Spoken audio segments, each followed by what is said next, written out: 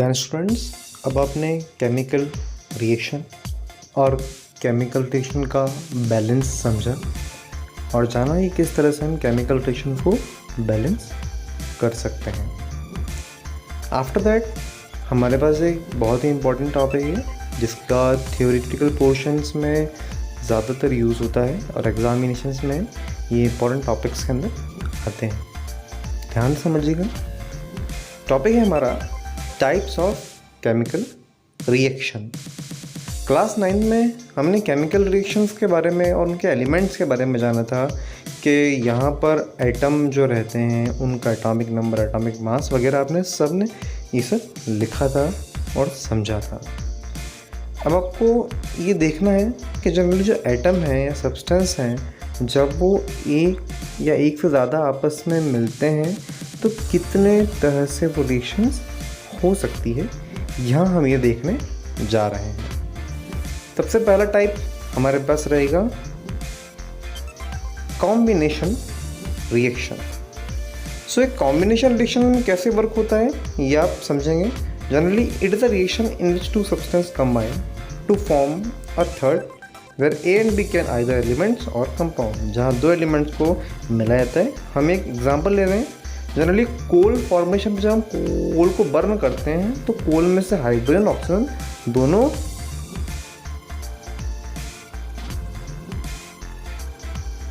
निकलने हमारा कि हम स्लैग्ड लाइम बनाएं by the reaction of calcium oxide and water.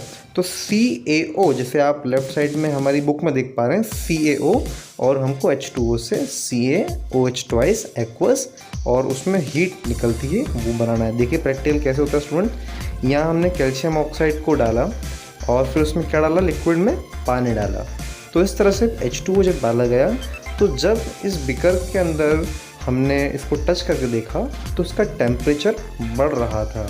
तो ये टेम्परेचर बढ़ने के कारण इस रिएक्शंस में क्या कारण रहे आइए देखते हैं। देखिए CaO इधर से आया और H2O इधर से आया, एक Ca दोनों ऑक्सीजन के साथ और दोनों ऑक्सीजन दोनों हाइड्रोजन के साथ जुड़ गए।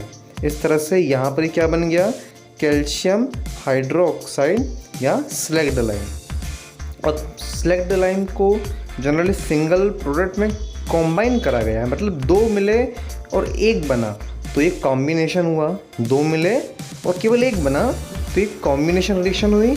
और इसीलिए ये एक्सोथर्मिक रिएक्शन को हम केमिकल रिएक्शंस के अंदर। तो स्टूडेंट्स इस तरह से हमारा एक एक्सोथर्मिक रिएक्शन का एग्जांपल पूरा हुआ। इसलिए इसमें हीट निकलती है तो हम प्रोडक्ट में हीट को बताते हैं। और भी कुछ एग्जांपल्स के हम देख सकते हैं कॉम्बिनेशन रिएक्शंस के, और वो देखते हैं जनरली कॉम्बिनेशन रिएक्शन के अंदर।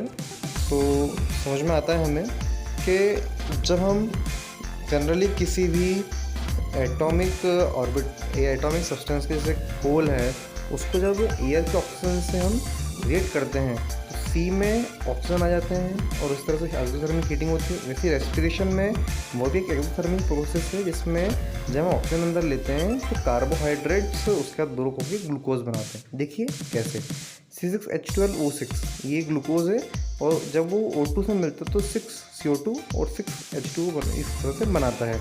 वैसे ही जब कोई वेजिटेबल्स डिकम्पोज होती है तो उनमें से भी इस तरह से एक्सोथर्मिक रिएक्शंस निकलती हैं। Okay students. सो स्टूडेंट्स अब हम नेक्स्ट टॉपिक पढ़ने जा रहे हैं डिस्प्लेसमेंट रिएक्शन। यहाँ पर दो रिएक्टेंट A और BC हमारे सामने मौजूद हैं।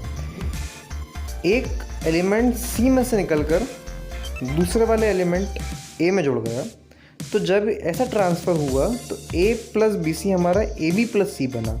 तो केवल एक एलिमेंट का ग्रुप टूट के दूसरे ग्रुप में चला गया, इसी को कहते हैं डिस्प्लेस होना है, डिस्प्लेसमेंट रिएक्शन। सो इसमें हम सबसे पहले क्या करते हैं, ये एक एक्सपेरिमेंट परफॉर्म करते हैं कि आयरन नेल जब हम कॉपर सल्फेट सॉल्यूशन में डालेंगे तो उसमें क्या होता है। देखिए हमने क्या करा है, यहाँ पर दो आयरन नेल्स हैं उन्हें कॉपर सल्फेट सॉल्यूशन में डाला, जो ब्लू कलर का सॉल्यूशन यहाँ पर मौजूद है, और ऊपर थ्रेड से उसको बांध रखा है। बाहर भी एक नेल हमारे पास मौजूद है और एक टेस्ट ट्यूब के अंदर दोनों नेल्स रखी हुई है। अब क्या होगा स्टूडेंट्स, आप देख पा रहे हैं कि जो बाहर निकाली गई दोनों नेल्स हैं उस पर कॉपर सल्फेट सॉल्यूशन चिपक गया है, इसलिए वो कॉपर सल्फेट, कॉपर की जैसी, मतलब कैसी, गोल्डन येलो टाइप वे नेल्स हो चुकी हैं। और यहाँ पर आप देख पा रहे हैं क्या हुआ है वहाँ पर। तो ये समझिए कि आपकी रिएक्शन इस पेज पे लिखी हुई है, अपनी बुक में देखिए, Fe+ CuSO4 में डाला गया। Fe मतलब आयरन, CuSO4 मतलब कॉपर सल्फेट। तो यहाँ पर हमारा क्या हुआ स्टूडेंट्स, SO4 निकलकर Fe से लग गया, देखिए हुआ ना, और कॉपर यहाँ बच गया। इस तरह से ये डिस्प्लेसमेंट रिएक्शन पूरी हुई। तो students, our next topic of reactions is decomposition reaction. Decomposition reaction बहुत ही आसानी से पहचानी जा सकती है। जब भी कोई एक सिंगल कंपाउंड या कोई रिएक्टेंट एक से अधिक हिस्सों में टूटकर अपने प्रोडक्ट बनाता है, ध्यान से सुनिएगा, जब एक कोई रिएक्टेंट एक से अधिक हिस्सों में टूटकर अपने प्रोडक्ट्स बनाता है तो उसे ही हम डिकम्पोजिशन रिएक्शन कहते हैं। लेफ्ट साइड में बुक के अंदर आप देख पाएंगे कि फेरस सल्फेट को जब हम 2FeSO4 फेरस सल्फेट ना स्टूडेंट्स, उसको जब हम हीट करते हैं, एरो के ऊपर लिखा हुआ हीट जैसे, तो उससे फेरिक ऑक्साइड Fe2O3 और गैस के रूप में सल्फर ऑक्साइड SO2 और इस तरह से सल्फेट SO3, ये 3 चीज़ें यहाँ पर बनती हैं। तो आप देख रहे हैं यहाँ पर फेरस सल्फेट से फेरिक ऑक्साइड, सल्फर डाइऑक्साइड और सल्फेट, ये 3 चीज़ें यहाँ पर बन रही हैं। अब ये समझने में बड़ा आसान है कि एक ही हमारे पास रिएक्टेंट है, उससे एक से ज़्यादा प्रोडक्ट बन रहे हैं, इसी का नाम है डिकम्पोजिशन रिएक्शन। इसको हम समझ लेते हैं अच्छे से। सो डिकम्पोजिशन रिएक्शन जैसे समझाया, बहुत ही सिंपल इजी वे में है। हम जब दो कंपाउंड्स मिले हुए हैं AB, उसको तोड़कर A+B बना देते हैं तो वो डिकम्पोजिशन रिएक्शन होती है। यहाँ हमारा एम है कि फेरस सल्फेट के क्रिस्टल्स को देखना। इस ऑब्जर्वेशन में हम एक्टिविटी में परफॉर्मेंस करेंगे। हमारे पास टेस्ट ट्यूब है, बर्नर है, टेस्ट ट्यूब का होल्डर है और साथ ही साथ हमारे पास फेरस सल्फेट भरा हुआ है। तो फेरस सल्फेट जब हमने हमारे इस टेस्ट ट्यूब में डाला और टेस्ट ट्यूब को लेकर हमने बर्नर पे गर्म करा तो स्टूडेंट्स यहाँ क्या हुआ, गैसेस निकले। आप ऊपर देख पा रहे हैं गैसेस निकल रही हैं और ये जो गैसेस हैं ये सल्फर डाइऑक्साइड और उसके साथ ही सल्फेट से बनी हुई हैं, उससे ही मिलकर निकल रही हैं बाहर।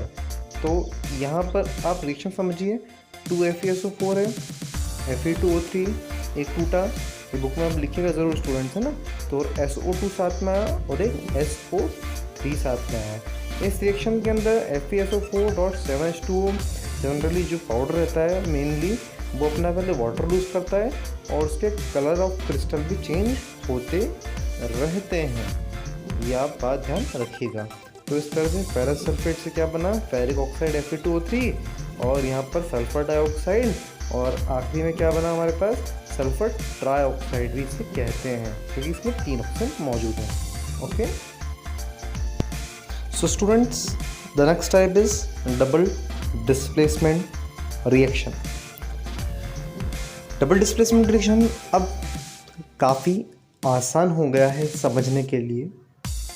जिस तरह से आपने सिंगल डिस्प्लेसमेंट रिएक्शन पढ़ा, रिवाइज करिए उसे, समझिए।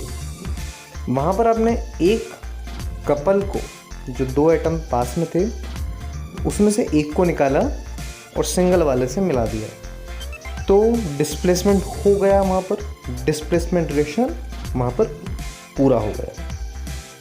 यहाँ डिस्प्लेसमेंट रिएक्शन नाम तो है लेकिन डिस्प्लेसमेंट के आगे क्या लगा है स्टूडेंट्स, कम ऑन, क्या लगा है, डबल। डबल डिस्प्लेसमेंट रिएक्शन ऐसा नाम लिखा है। तो डबल का मतलब है कि डिस्प्लेसमेंट तो होगा लेकिन एक कपल का नहीं होगा, 2 कपल का होगा। तो सोचिए कि आपके पास 2 कपल हैं, AB और CD।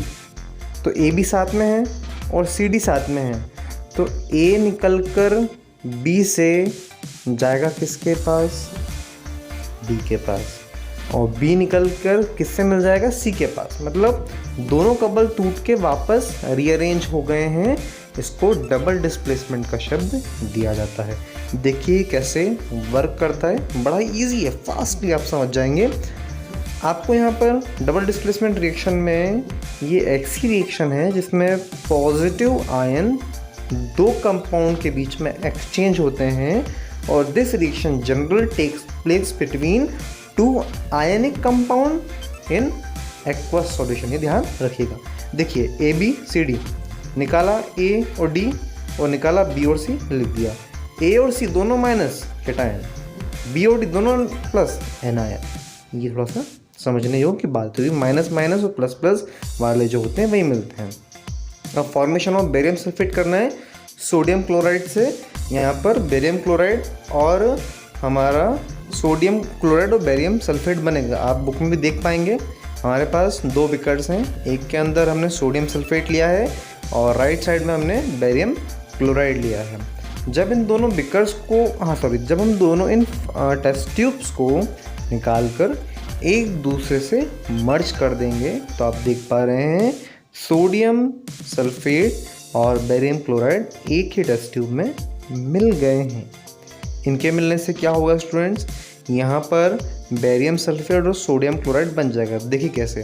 सबसे पहले हमारा एक्सचेंज हुआ तो NaCl अलग बना और BaSO4 अलग बना। मतलब हमने Na2SO4 और BaCl2 लिया तो उससे BaSO4 और 2NaCl बन गया। ओके स्टूडेंट्स, बुक में ज़रूर करिएगा डायग्राम्स के साथ।